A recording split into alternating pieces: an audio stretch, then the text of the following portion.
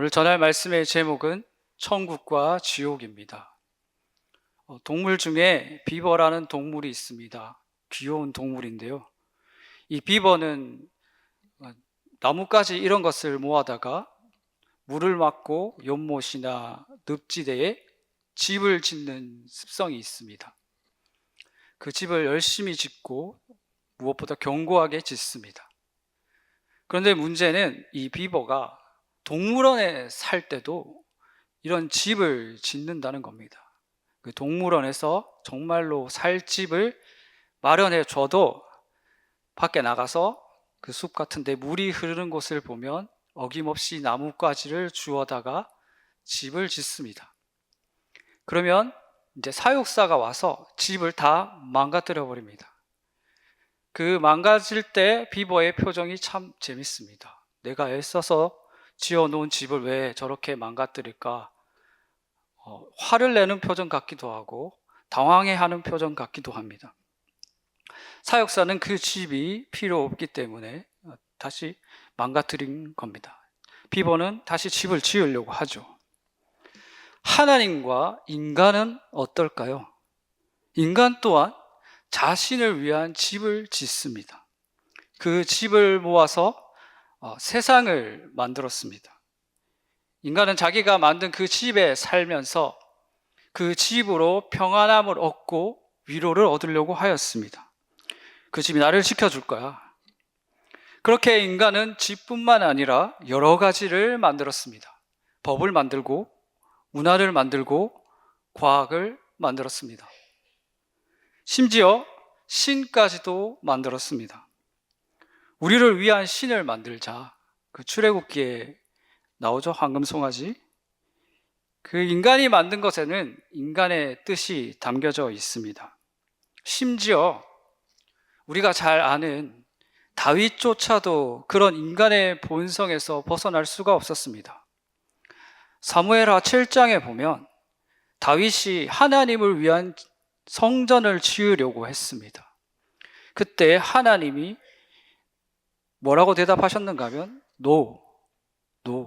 내가 언제 너더러 집을 지어 달라고 하였느냐라고 이렇게 말씀하셨습니다. 나는 너희들 백성과 함께 다닌 것을 좋아했지 집을 필요로 하지 않았다. 이렇게 다윗에게 말씀하십니다.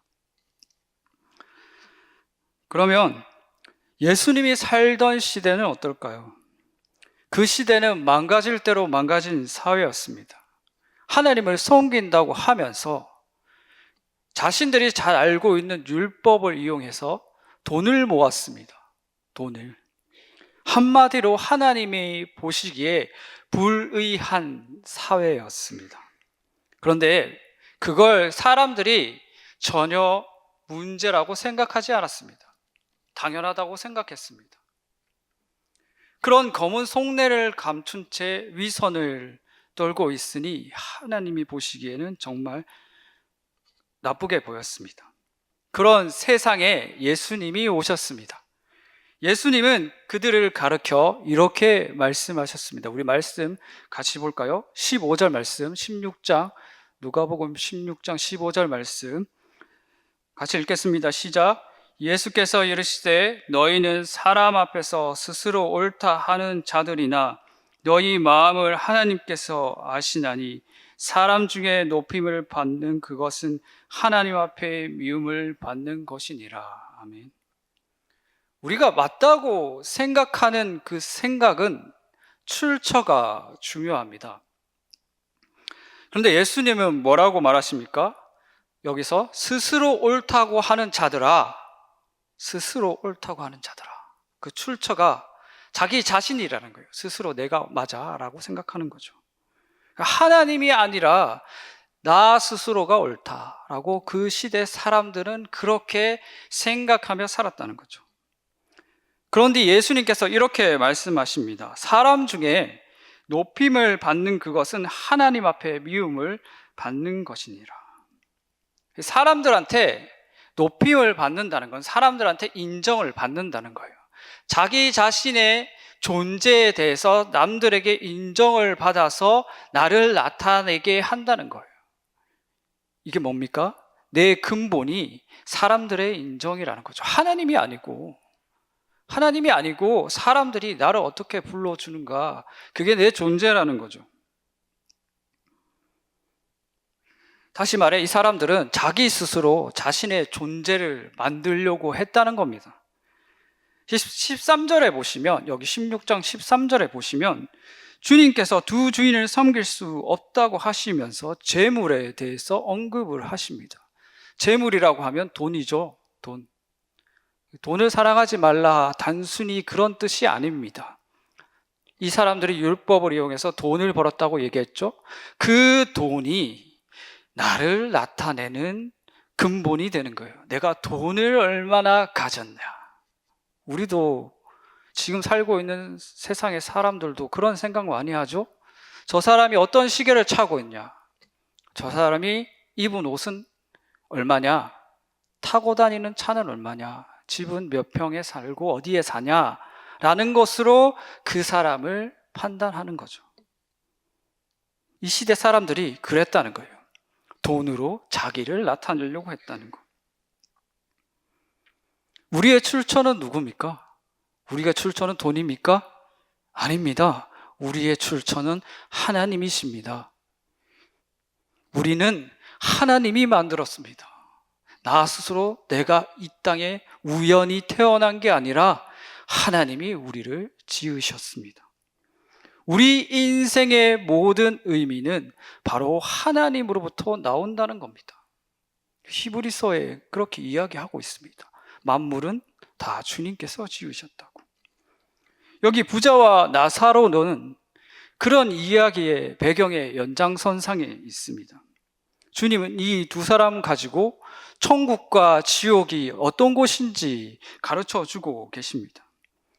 지옥에 떨어진 부자의 모습을 우리가 잘 봐야 합니다. 그는 지옥에 떨어지고 나서 요청을 합니다. 제가 말씀 읽어드리도록 하겠습니다. 16장 27절에서 28절 말씀입니다. 이르되 그러면 아버지여 구하노니 나사로를 내 아버지의 집에 보내소서. 내 형제 5이 있었으니 그들에게 증언하게 하여 그들로 이 고통받는 곳에 오지 않게 하소서. 부자의 요청은 나사로를 다시 살려서 자기 집에 보내달라고 하는 거예요. 그러면 자기 가족들이 믿을 거라고. 그러자 아브라함이 뭐라고 얘기합니까? 그곳에서 선지자와 모세가 있다. 그들이 전하는 말씀을 들어라. 이렇게 얘기합니다.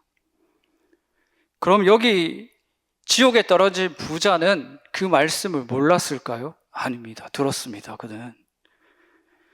알았으니까 30절에서 이렇게 얘기합니다. 30절 말씀입니다. 이르되 그렇지 아니하나이다.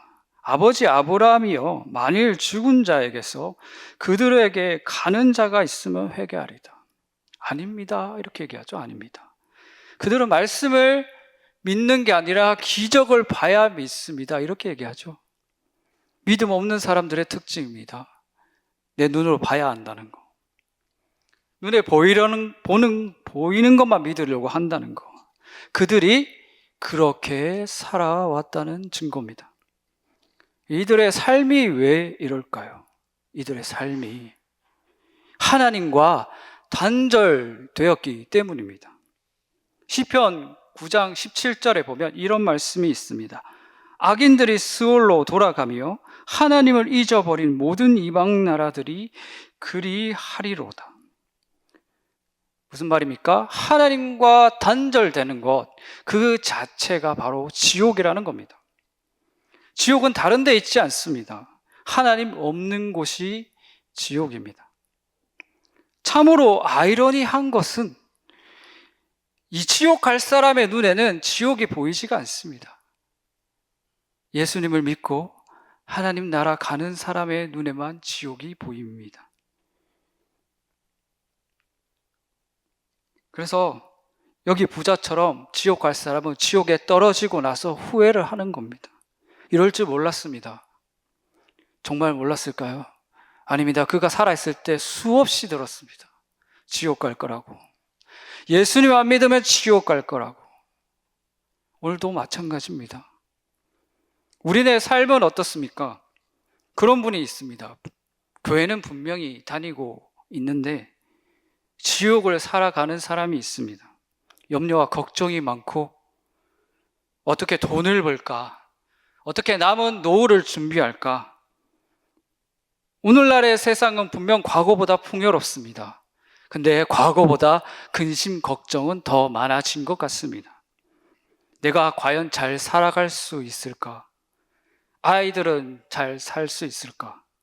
내내 걱정만 하는 거예요. 저는 사실 진짜 걱정이 많은 사람이었습니다. 걱정이 얼마나 많았는가 하면 초등학교 때 장이 꼬여가지고 병원에 실려갔습니다. 초등학생이 무슨 걱정이 그렇게 많냐라고 생각하실 수도 있는데 정말 오만 가지 다 걱정을 했습니다. 세상이 무너질 것 같기도 했고 하여튼 별의별 걱정을 다 해서 장이 꼬여가지고 먹는 거 다 토하고 실려갔습니다. 그게 대학까지 와가지고 엄청나게 스트레스가 쌓여가지고 집에 들어가서 나오지 않았습니다. 그러다가 저는 그 걱정, 내 생각으로 집을 만들었습니다. 그 집에 들어가서 안 나왔죠. 제가 방에서 안 나오는 거는 그 방이 바로 제가 만든 세상이자 집이었습니다. 그 집에서 저는 나올 수가 없었습니다. 오늘날 수많은 청년들이 그런 염려와 걱정에 집을 짓고 들어가서 안 나옵니다. 저보다 더 합니다. 왜일까요? 하나님과 단절되었기 때문입니다. 하나님과 단절돼서 예수님의 말씀이 눈에 들어오지 않기 때문입니다. 다른 데가 지옥이 아니라 바로 그렇게 하나님과 단절되고 예수님의 말씀이 없는 곳이 지옥입니다. 숨만 쉬고 있지 이게 살아있는 게 아닙니다. 저는 그때 눈 뜨기가 싫었습니다. 눈만 뜨면 머릿속에 드는 생각이 온통 염려와 자기 비하, 그 다음에 고통이었습니다. 내가 살아있는 게 싫었습니다. 너무 고통스러워서. 외부 사람들 못 만납니다. 왜냐하면 변변한 직업도 없고 돈도 없고 내세울 게 아무것도 없었기 때문입니다. 아무런 능력이 없어서. 내가 정말 세상에 나갔을 때 나는 정말 아무짝에도 쓸모없는 사람이구나. 그것을 그 집 안에서 7년 동안 생각했습니다. 그러니 눈만 뜨면 고통밖에 없었죠. 내 존재를 찾을 수가 없었습니다. 찾을 수가 없었어요. 여러분, 사람이 너무 각박하면 교회도 못 나옵니다. 교회 나왔을 때 다른 사람이 나를 어떻게 생각할까? 나를 어떻게 평가할까? 그런 생각 때문에. 그래서 교회를 잘 못 나오게 됩니다. 다른 사람이 나를 거지같이 평가할까 봐. 자기 스스로 치욕을 만들어 놓고 거기에 들어가고 있는 겁니다. 그런데 어떻게 보면 우리가 사는 세상 전부가 그렇습니다. 사람들, 밖에 있는 사람들도 웃고는 있지만 아무도 보이지 않는 곳에서 지옥을 보내고 있습니다. 아무리 불효하다고 말이죠. 그러면 그런 지옥 같은 곳에 중요한 것은 무엇입니까? 우리에게 가장 중요한 거.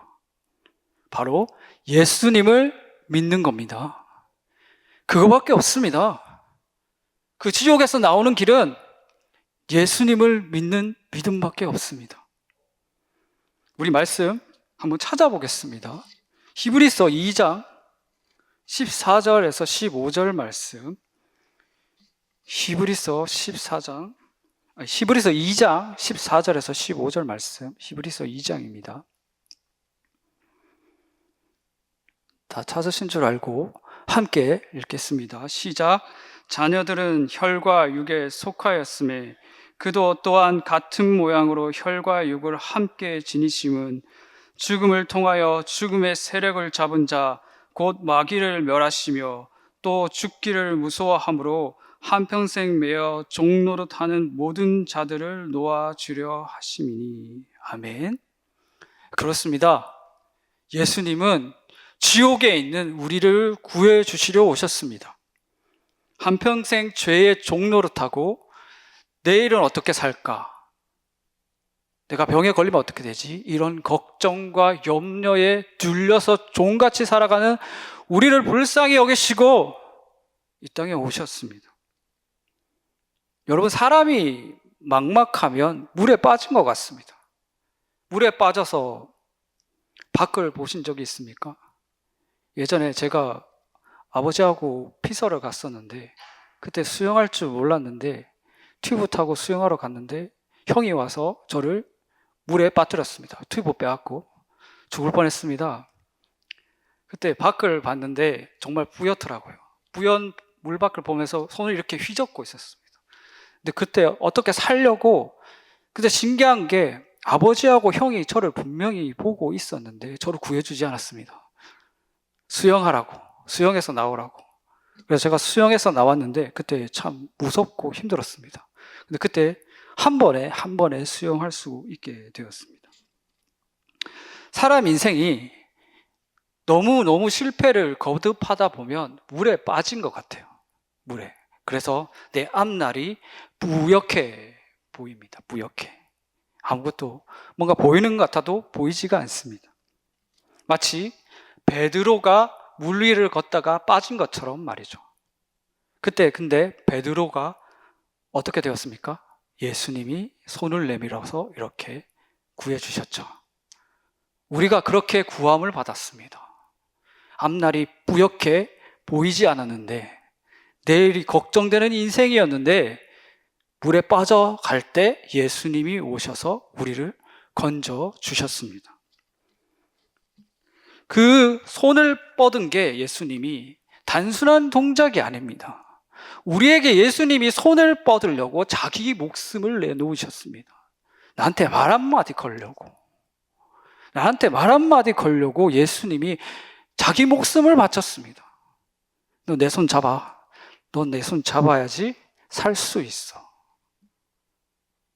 우리는 그 귀한 복음을 받고 이 자리에 있는 겁니다.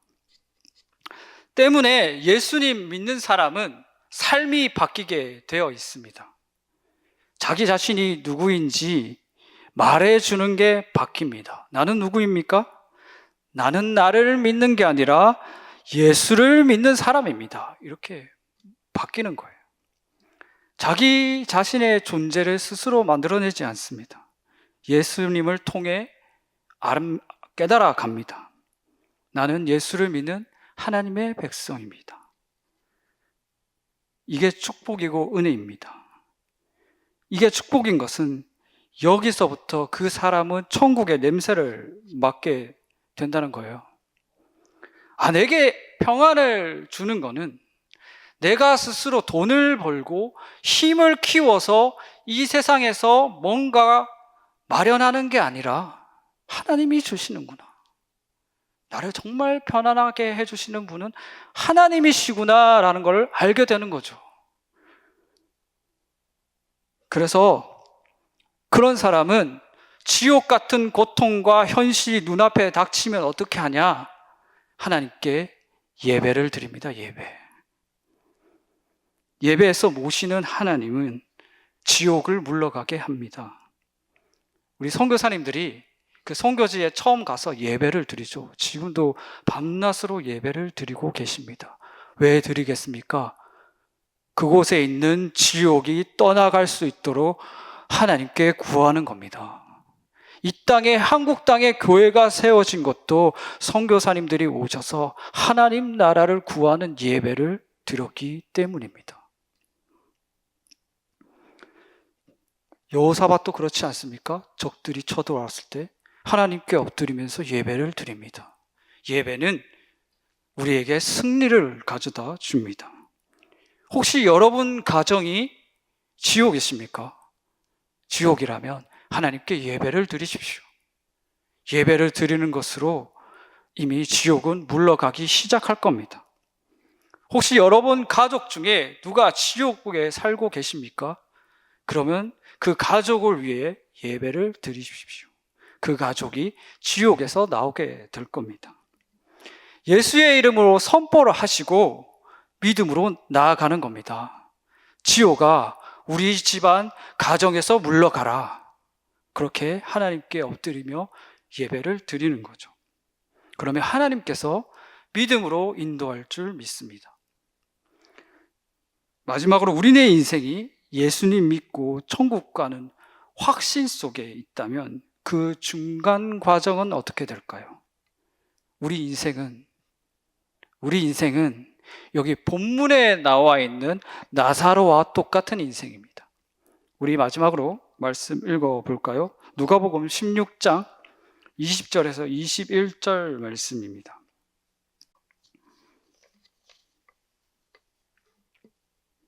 누가복음 16장 20절에서 21절 함께 읽겠습니다. 시작. 그런데 나사로라 이름하는 한 거지가 헌데투성이로 그의 대문 앞에 버려진 채 그 부자의 상에서 떨어지는 것으로 배불리려 하매 심지어 개들이 와서 그 헌데를 핥더라. 아멘. 나사로는 거지였습니다.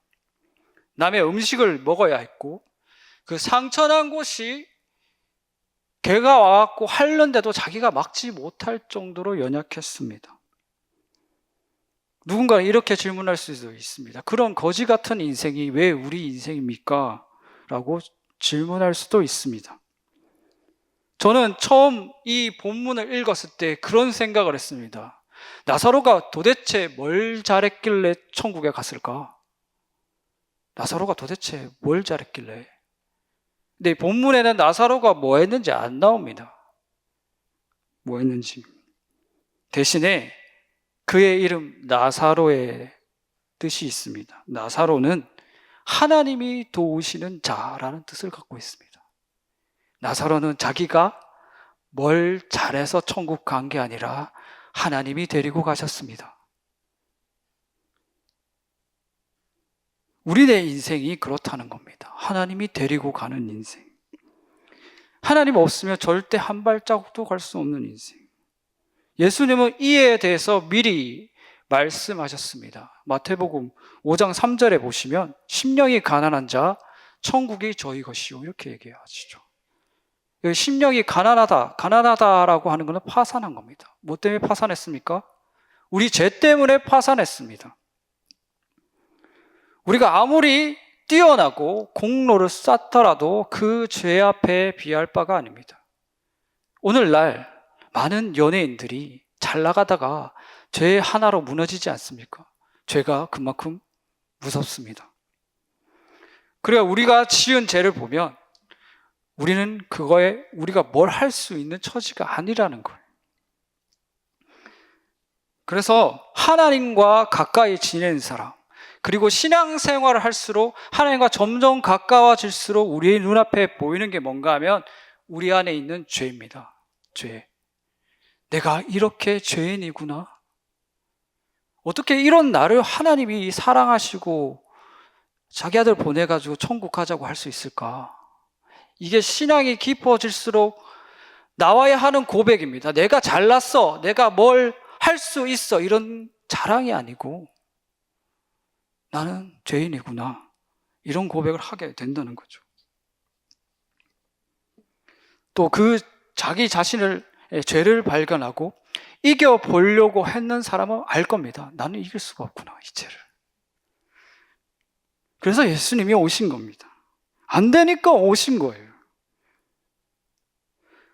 그런 자기 죄를 더 알수록 어떻게 할까요? 그 사람은 더 예수님을 찾고 붙들려고 합니다. 이게 진짜 성도입니다. 예수님 한 번 믿었다고 나 천국 간다고 확신하는 사람은 그건 구원파입니다. 진짜 신앙이 아니에요.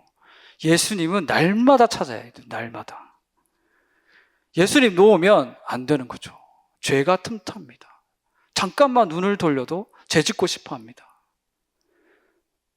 그래서 그걸 많이 발견할수록 어떻게 합니까? 더 적극적으로 예수님을 붙들려고 하는 겁니다. 그 혈루병 걸린 여인처럼 예수님을 자꾸 잡으려고 하는 거예요.